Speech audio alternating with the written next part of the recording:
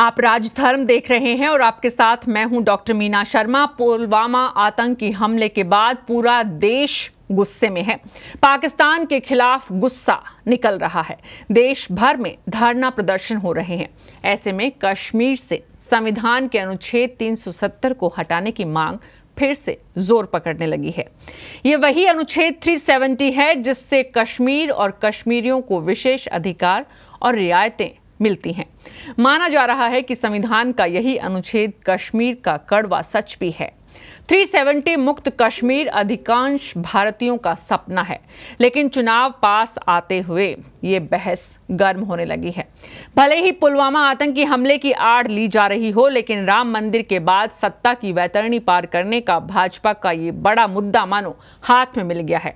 इस बारे में फैसला सरकार को अभी लेना है, लेकिन कैसे सियासत इस पर आगे बढ़ रही है, देखिए हमारी विशेष रिपोर्ट।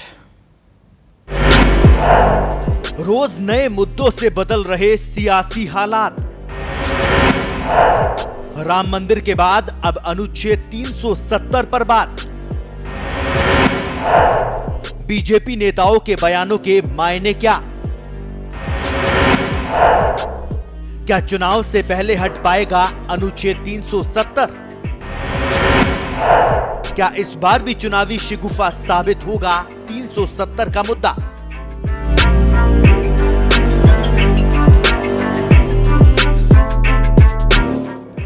बीते वर्षों में संविधान के अनुच्छेद 370 का बहुत शोर रहा है। 5 साल पहले लोकसभा चुनाव प्रचार के दौरान तब गुजरात के मुख्यमंत्री और अब देश के प्रधानमंत्री नरेंद्र मोदी ने अपनी चुनावी रैलियों में अनुच्छेद 370 की जमकर आलोचना की थी।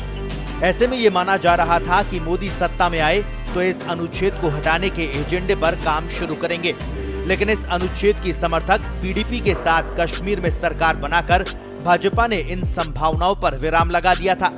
अब इसे संविधान से हटाने और नहीं हटाने के पक्षधर फिर आमने सामने हैं।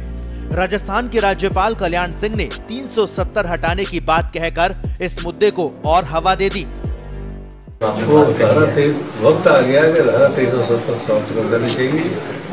देश मंत्र कर रहा है, क्योंकि धारा 370 से लगा वादा तो बढ़ावा मिलता है, जो देश की एकता अखंडता के बहुत बड़ा हो जाएगा। पार्लियामेंट जो कारण बना दिया जम्मू कश्मीर लागू हो जाएगा। आज लागू नहीं होता है, तब तक लागू नहीं होगा जब तक यहाँ के कानून का समर्थन वहाँ की असेंबली ने कर दिया।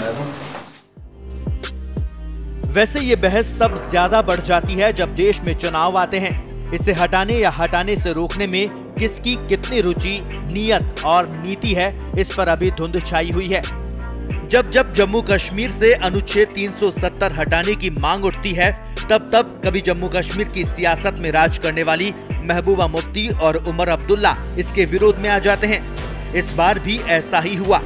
दोनों नेता खुलकर सामने आए और अनुच्छेद 370 को हटाने पर नतीजे भुगतने की चेतावनी दे दी। मैंने पहले भी कहा कि धारा 370 के साथ छेड़छाड़ करेंगे तो जो लोग इस जम्मू कश्मीर में इस मुल्क का झंडा अपने हाथ में उठाते हैं, तो मेरे ख्याल में उसको उठाने वाले आपको फिर कोई मिलेगा नहीं। जहां एक गवर्नर ने हमारी इकोनॉमिक बॉयकॉट की बात की, वहां दूसरा गवर्नर 370 को हटाने की बात करता है।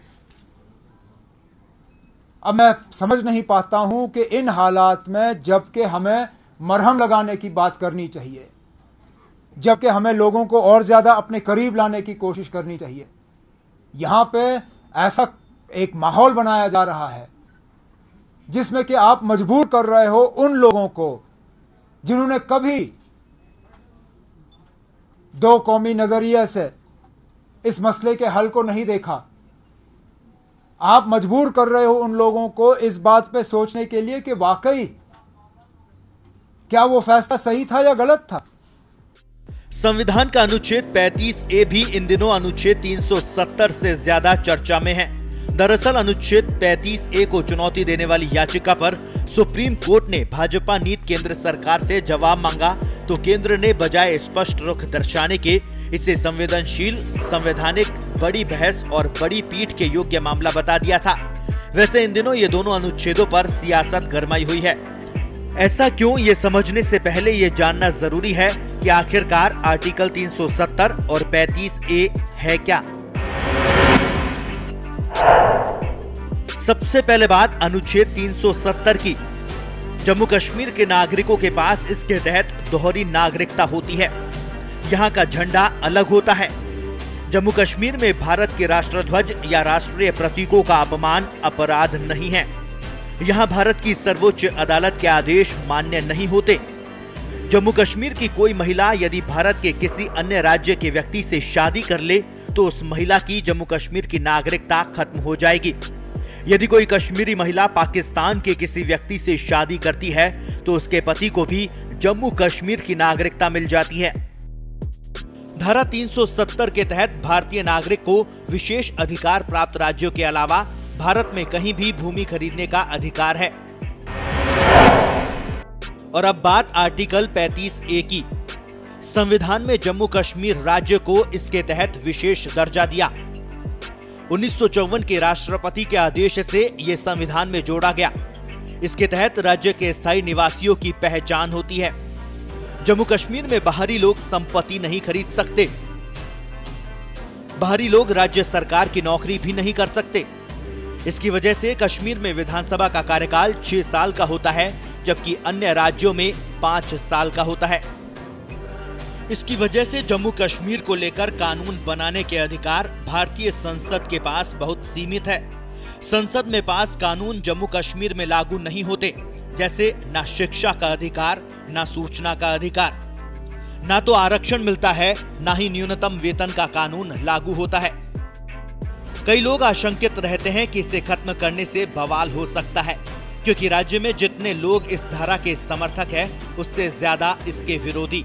फिर भी पिछले करीब 7 दशक से सत्ता सुख भोगने वाले ये लोग इसे खत्म करना तो दूर, इस पर चर्चा का भी विरोध करते हैं। जम्मू कश्मीर के पूर्व मुख्यमंत्री महबूबा मुफ्ती उमर अब्दुल्ला धमकी देते हैं कि अगर ये हटा तो कश्मीर भारत से अलग हो जाएगा। ये नेता अपने स्वार्थ के लिए इस अनुच्छेद को बनाए रखना चाहते हैं, क्योंकि ये अनुच्छेद उनकी सियासत को बनाए रखने का कारगर टूल बन गया है। बहरहाल पीडीपी का साथ छूटने के बाद भाजपा पर गठबंधन का दबाव भी नहीं, जिसके तहत कहा जाता रहा कि अनुच्छेद 35A जैसे संवैधानिक मामलों पर यथास्थिति बनाए रखना उचित है। अब ये देखने की बात होगी कि देश की भावना और कश्मीर पर कोरी सियासत में से जीत किसकी होती है। ब्यूरो रिपोर्ट, पत्रिका टीवी।